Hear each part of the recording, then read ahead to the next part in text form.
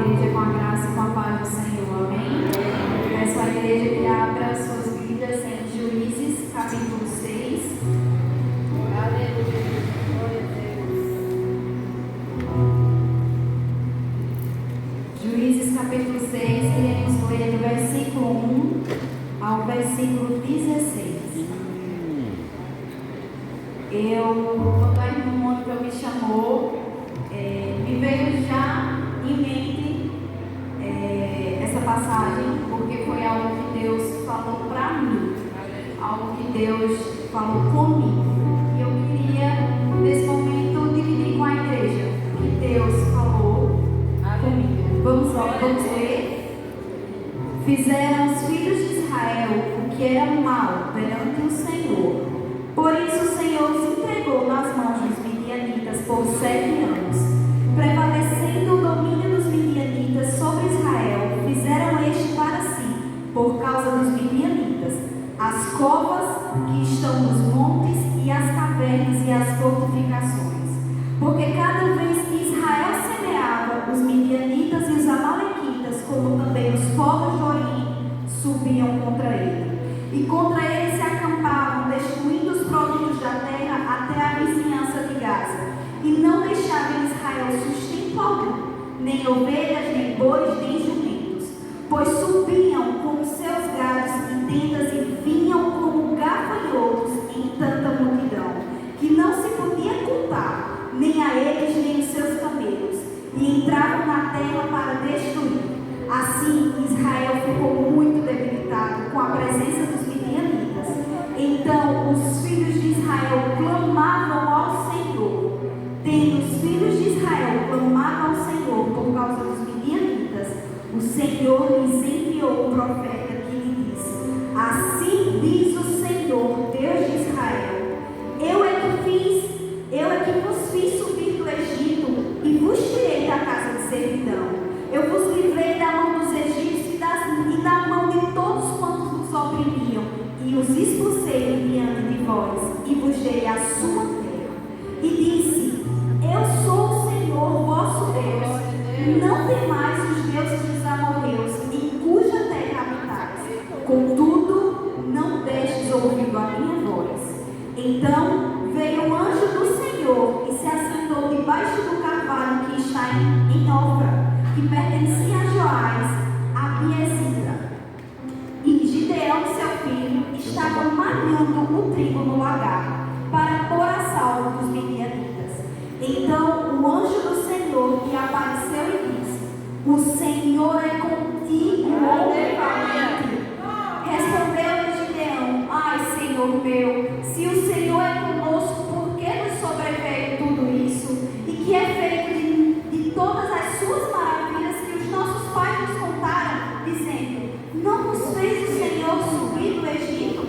Porém agora o Senhor nos desamparou e nos entregou nas mãos dos midianitas. Então se virou o Senhor para ele e disse: Vai nessa tua força e livra Israel das mãos dos midianitas. Porventura não te mandei eu? E ele lhe disse: Ai, Senhor meu, com que livrarei Israel? Eis que minha família é a mais pobre de Manassés, e eu, o menor da casa de meu pai. Tornou-me o Senhor: Já que eu estou contigo, ferirás os midianitas como se fosse um só homem. Pode sentar. O pregador Charles Spurgeon, ele diz assim: Deus não permite que o seu povo pegue com sucesso. Aqui no livro de Juízes, nessa época, Israel não tinha rei. Deus levantava juízes para que livrassem o povo de Deus dos inimigos. E o Gideão foi chamado por Deus para ser um juiz que libertasse o povo das mãos dos inimigos. E aqui no versículo 1 e no versículo 2 diz assim: O povo fez o que era mal aos olhos do Senhor, e Deus entregou eles por 7 anos. O povo se escondia em covas, em cavernas. E nessa noite, Deus nos pergunta: Você anda fugindo de quê? Do que é que você tem medo? Do que é que você se esconde? É um casamento casamento que está fracassado? É um marido incrédulo? É o que te preocupa? Do que é que tu anda fugindo? Aqui diz que o povo se escondia em covas. Covas não é lugar de gente viva. Cova é lugar de gente morta, não é lugar de gente viva. E Israel estava assim, porque desobedeceu ao Senhor, fazendo o quê? Adorando outros deuses. Então eles viviam em constante opressão. E Deus hoje nos pergunta: do que é que tu tem medo? Do que é que tu foge? No versículo 3 a 5 diz que os inimigos destruíam tudo que eles tinham por 7 anos. Você já imaginou você trabalhar, vir alguém roubar? Você trabalhar de novo, vir alguém roubar isso constante por 7 anos? Você tem noção de você não ter casa para morar, porque teus inimigos vêm e derrubam e roubam tudo de você? Será que na nossa vida está acontecendo isso? Será? Alguém vem, seja com uma palavra? Será que alguém vem? Será que alguém já fez um mal a você? Te ofendeu? Será que alguém te enganou? Roubou o que é teu? Será que isso já aconteceu? Mas nessa noite o Senhor quer falar para nós. Então aqui diz que os inimigos destruíam as plantações deles, as plantações que eles tinham, e levavam ovelhas, bois e jumentos. Tipologicamente, ovelha significa mansidão e significa submissão. E é isso que o diabo quer fazer conosco. Quer nos tirar a submissão e a mansidão. Uma igreja que não é submissa, uma igreja que não é mansa, ela não chega a lugar nenhum. Também aqui diz que eles levaram os bois. Os bois significam a cultura, o alimento, a prosperidade. Prosperidade não é só riqueza de ter carro, de ter casa, de ter muito dinheiro no bolso, não. Prosperidade é a gente ter paz de espírito. Prosperidade é a gente ser próspero, a gente ter saúde emocionalmente, saúde espiritualmente, saúde fisicamente e ter a presença do Senhor. Só que o inimigo não quer que a gente faça, não quer que a gente tenha isso. Então ele vem e rouba. Também diz que eles levaram os jumentos do povo. Os jumentos significa força, capacidade. E o diabo quer fazer isso, quer tirar a nossa força. Um problema tão grande que tira a nossa força, nosso ânimo. A gente não tem força, não tem alegria mais para ir para a casa do Senhor por causa daquele problema. Só que aqui, no versículo 6, diz que o povo clamou ao Senhor. Aleluia! E nessa noite Deus está dizendo a nós: clama a mim, clama a mim, eu sou o teu Deus, clama a mim. Glória a Deus. Em Jeremias capítulo 33, versículo 3 diz assim: clama a mim e responderei e anunciarei coisas grandes e firmes que não sabes.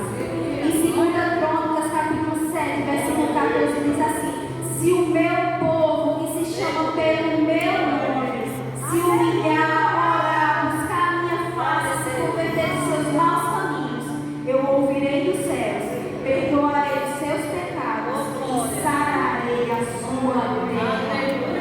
É tão sério isso de clamar. Eu vou contar para vocês algo que aconteceu com a minha avó. Ela dizia isso para mim e foi algo que eu guardei. Ela disse que minha avó teve 12 filhos.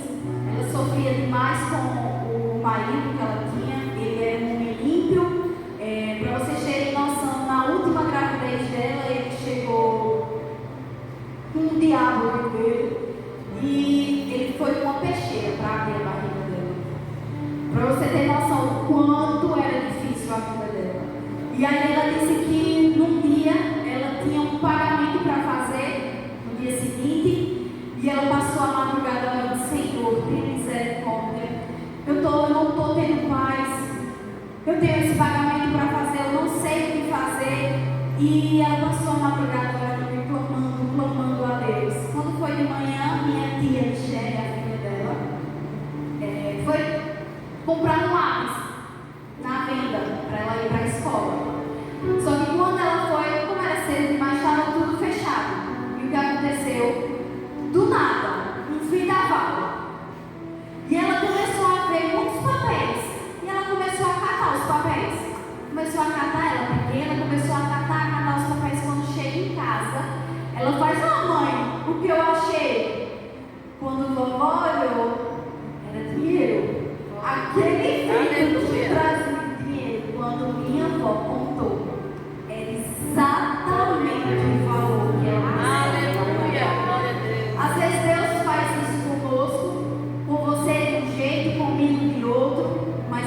a prova de que o Senhor escuta o clamor do seu povo.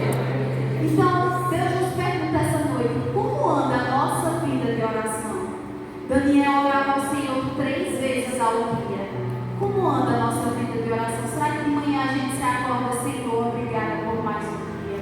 Senhor, abençoe esse dia. Senhor, guarda minha família, guarda meu marido, guarda minha esposa, guarda meus filhos. Será que na hora da refeição a gente agradece ao Senhor? Será que na hora de dormir, Senhor, obrigada pelos livramentos que o Senhor nos deu nesse dia? Como anda a nossa vida de oração? E no versículo 7 a 10, diz que Deus envia um profeta para falar ao povo de Deus. E o interessante é que o profeta chega para eles e diz assim: olha, Deus mandou te dizer que Ele te livrou, que Ele deu a terra dos inimigos para vocês. E nessa noite Deus está te dizendo: eu cuido de você. Eu sempre cuidei de você. Se você está em pé hoje, sustentando, suportando, é porque eu estou te guardando. Eu estou te sustentando. Glória a Deus. E aqui, o profeta vai e diz para ele, né? O interessante é que o povo clama a Deus e Deus mandou um profeta. E às vezes a gente quer cortar esse caminho, né? Às vezes a gente vai na casa da irmã tal, do irmão tal. Só que o Senhor está dizendo: clama a mim, porque pessoas não podem fazer o que eu posso fazer. E aqui, Deus vai e vem um anjo falar com Gideão. Gideão está malhando trigo no lagar. Lagar é um lugar onde você pisa uva para fazer vinho. Gideão era um homem inteligente. Ele estava malhando trigo no lagar e ele pensou: vou pegar o trigo, vou malhar ele no lagar, porque meus inimigos não vão ver, não vão saber, não vou estar parado, vou estar sustentando a família, porque eu preciso comer, minha família também. E o interessante é que Deus vai ao encontro de Gideão. E Deus, ele estava lá escondidinho, Gideão estava lá escondidinho, mas Deus estava vendo Gideão. E Deus está te dizendo e me dizendo: eu te vejo. Você pode estar escondido.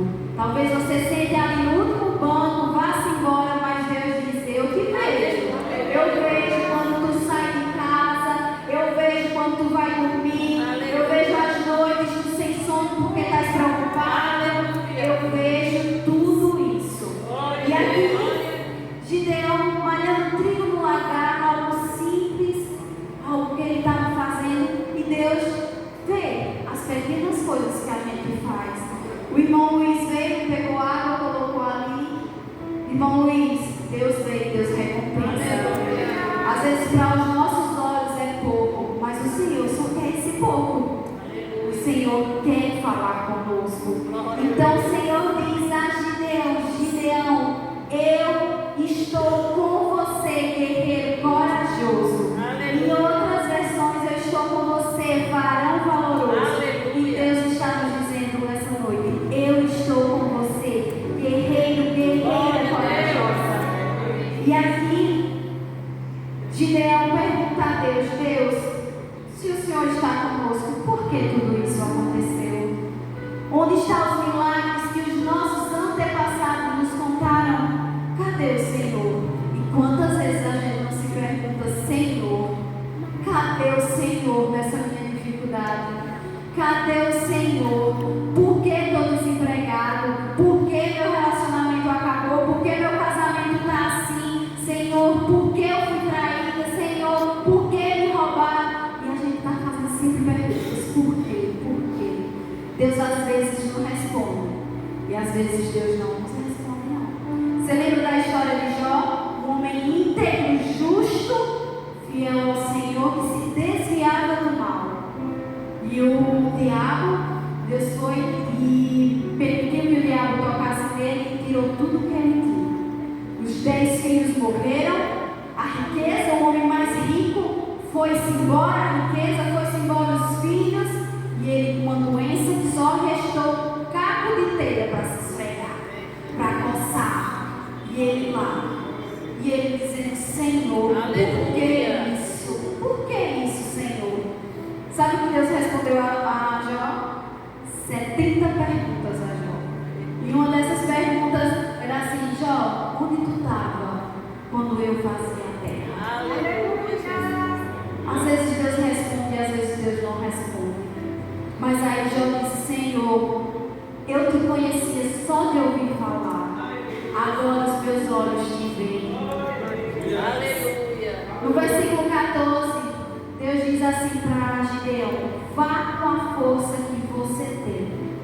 Eu entendo aqui Deus dizendo assim: não tem tudo isso, Gideão, que tu passasse, te fez forte. Aleluia! Eu entendo Deus dizendo assim: sabe por que eu ainda não te entreguei aquilo? Porque eu estou te moldando. Você é o barro, eu sou o oleiro. Eu vou te moldar para você estar preparado para receber aquilo que eu tenho para você. Então Deus diz: vá com a força que você tem. Sou eu quem te envia, Gideão. Deus está dizendo assim: agora eu não quero que você tenha experiências só de saber quem eu sou pelos teus antepassados, não. Eu quero que você tenha experiências comigo. Eu quero que você conheça quem eu sou. Interessante isso, que enquanto eu estava escrevendo, me veio um acontecimento comigo. Assim que lançaram as notas de 100 nova, Painho recebeu na loja as notas de 100 nova e guardou, porque era nova, tinha lançado, ele foi e guardou. E aí, do nada ele me chama no escritório e disse assim: Thaisa, tem umas notas de 100 nova aqui no caixa, mas não está mais aqui no caixa. Eu disse: eu não sei. Aí ele fez: quem tem a chave do caixa? É eu, sua mãe e você apenas. Não foi eu, não foi sua mãe, só sobra você. Aí eu disse: mas não fui eu não fiz isso não peguei não. Aí fui embora pra casa. O que eu fiz? Chorei. Chorei. Eu disse: meu Deus. E aí eu disse: Senhor, o Senhor é o Deus que conhece tudo, sabe de tudo. E o Senhor sabe que eu não peguei essa nota de 100. Por favor, Senhor, mostra que eu não peguei. Faz justiça por mim, Senhor. Mostra. E aí passou os dias, quando eu menos espero, eu estou conversando com o João, o rapaz que fazia o movimento no banco. Aí ele chega para mim e faz: mas Thaisa, sabe o que aconteceu? Isso o quê? Eu pedi uma nota de 100 nova ao teu pai para ele trocar para mim. Ele não trocou. Pois quando eu chego no banco para pagar o boleto, tinha 5 notas novas de 100. Eu disse: eu não acredito. Aí ele fez: foi. Eu disse: vem cá, João, tu vai subir agora no escritório, tu vai dizer isso. Aí ele foi e disse: eu disse: tá vendo? Tá vendo que não foi eu? Aí ele falou: mas eu não desconfio de você não. Eu disse: não, mas agora o senhor sabe. Isso foi bom acontecer comigo, sabe por quê? Eu tive uma experiência com Deus. Deus é justo, fiel e responde. Ele é um Deus que faz justiça sim. E eu não lembro se é Isaías, Deus diz assim: Jacó, será que eu não vejo o teu direito? Aí no finalzinho diz assim: mas os que esperam no Senhor renovarão as suas forças. E assim, aí por coincidência, uma fornecedora chegou lá na loja e eu contei essa história a ela sobre a nota do 100. Aí ela disse: Thaisa, eu estou com um cheque voltado, não sei de quem eu recebi, não faço ideia, e eu estou muito apertada, eu preciso do dinheiro desse cheque para cobrir. Aí eu disse: mulher, olha, aconteceu comigo assim, assim, assim. Pede a Deus, Deus pode te responder. Passou semanas e ela veio na loja de novo. Ela foi e disse assim: Thaisa, eu fiz o que tu dissesse. Mas você foi. Eu cheguei em casa e disse assim: Deus, aquela menina disse que a nota de 100 o Senhor revelou. Em quem estava? Senhor, me mostra quem é o dono desse cheque. Aí ela foi e passou os dias. Quando menos espera, bateram na porta da casa dela. Aí fez: Miriam. Ela fez: opa, sou eu. Eu sou o dono do cheque e eu estou precisando do meu cheque.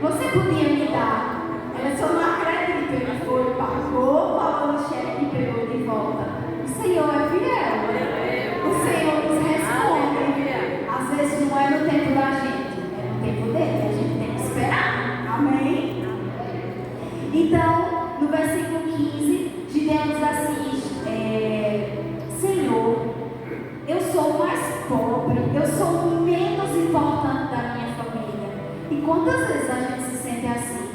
Pequeno demais para Deus usar, ou pequeno demais pelo que nos disseram. Às vezes as nossas próprias famílias são aquelas, às vezes, que em vez de nos colocar para cima, muitas vezes nos põe para baixo. Mas eu te digo nessa noite, o Senhor te diz, mais vale o que o Senhor fala sobre você do que as pessoas. Então, Gideão diz, Senhor, eu sou o mais pobre, o menos importante da minha família. Só que Deus, Ele nos vê diferente do jeito que a gente se vê. No versículo 16, Deus responde, Gideão, eu vou estar com você. E você vai destruir os inimigos como se fosse um homem. E Deus te diz nessa noite, eu com você, você vai enfrentar esse problema. Eu com você vai destruir esse inimigo que te levantou, que se levantou contra você. Quando a gente está com o Senhor, nós somos maioria. E eu queria que a igreja lesse comigo os versículos 25 e 26 do capítulo de Juízes. Só um pouquinho mais na frente. Diz assim, naquela mesma noite, lhe disse o Senhor, toma o boi que pertence a teu pai, a saber, o segundo boi de 7 anos, e derriba o altar de Baal que é de teu pai, e corta o poste ídolo que está junto ao altar. Edifica ao Senhor teu Deus um altar no cimo deste baluarte, em camadas de pedra, e toma o segundo boi, e oferecerás em holocausto com a lenha do poste ídolo que vieres a cortar. Aqui, no versículo 25, o Senhor diz assim para Gideão, derrube o altar e corte o poste ídolo que está lá. E Deus nos diz essa noite, destrua, derruba aquilo que te aprisiona. É o que? É uma mágoa? É uma falta de perdão? É um passado que tu não esquece? Feche as brechas. Amém. Deus está te dizendo, feche as brechas. Rompa com aquilo que te afasta de Deus. O que é que te afasta de Deus? Às vezes, até o celular nos afasta do Senhor, quando a gente não sabe usar com medida. Uma rede social que, em vez de a gente, muitas vezes, antes de dormir, então eu vou ler a Bíblia, mas deixa eu só ver um pouquinho aqui no Instagram. Eu tenho que passar assim, quando eles esperam, ai, eu estou com sono, eu vou dormir amanhã de manhã mesmo. Às vezes, naquela noite, o Senhor queria falar contigo, tu está lá, celular. Então, te afasta daquilo que te afasta de Deus. Será que é um relacionamento que o Senhor já te ensinou? Será que é alguma amizade que o Senhor já te mostrou o quanto ele ou ela é infiel?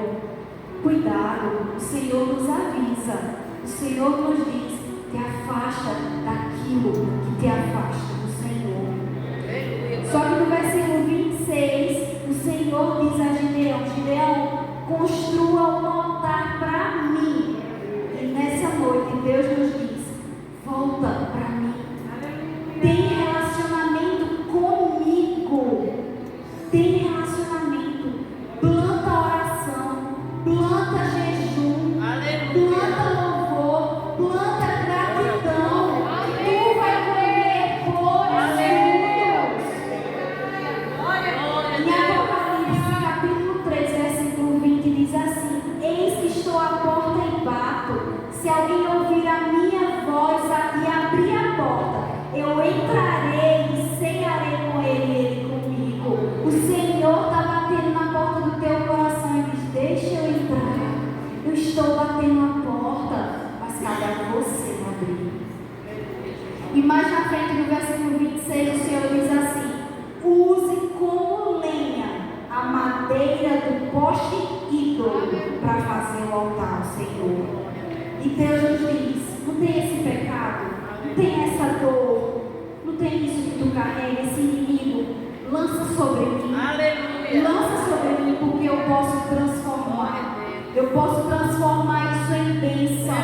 Eu posso transformar em testemunho para a glória do meu nome. Amém. Igreja, aleluia. As circunstâncias da vida podem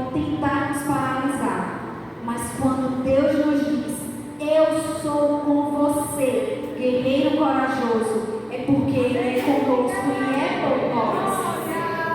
Enquanto existir um exército que tem fé, vai existir um general que vai guerrear à frente do exército. E esse general não perde batalha, não.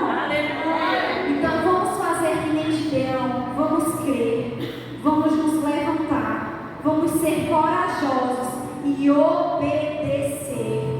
O segredo está em obedecer. O que o Senhor tem falado para você? O que Deus está falando para você? Esse inimigo, isso eu vou à frente. Essa tua batalha é minha, não é sua. E aqui, sabe o que é interessante? É que com Deus é diferente. Primeiro Deus nos dá a vitória e depois a gente vai para a guerra. Não faz nada assim antes de Deus te dizer, te confirmar. Vai, espera a resposta do Senhor. Espera, o Senhor responde. O Senhor vai à frente. Em Mateus capítulo 28, versículo 20 diz assim: Deus diz, estarei com você até a consumação dos séculos. Em 1 Coríntios capítulo 10, versículo 11 diz assim: essas coisas aqui que aconteceu a Israel servem como exemplo. Elas foram escritas como advertência para nós que vivemos no fim dos tempos. Amém? Eu peço à igreja que se coloque em pé e vamos ler juntos 1 Pedro capítulo 5.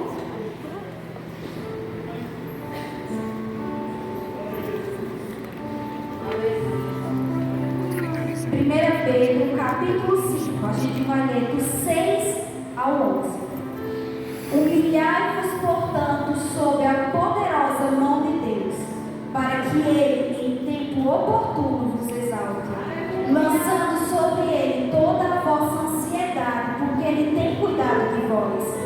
Sede sóbrios e vigilantes. O diabo, vosso adversário, anda em derredor, como um leão que ruge, procurando alguém para devorar. Resisti firmes na fé, certos de que sofrimentos igual aos vossos estão se cumprindo na vossa irmandade, espalhada pelo mundo. Ora, o Deus de toda graça, que em Cristo vos chamou à sua eterna glória, depois de terdes sofrido por um pouco, Ele mesmo vos há de aperfeiçoar, firmar, fortificar e fundamentar. A Ele seja o domínio pelos séculos dos séculos. Amém. Deus os abençoe.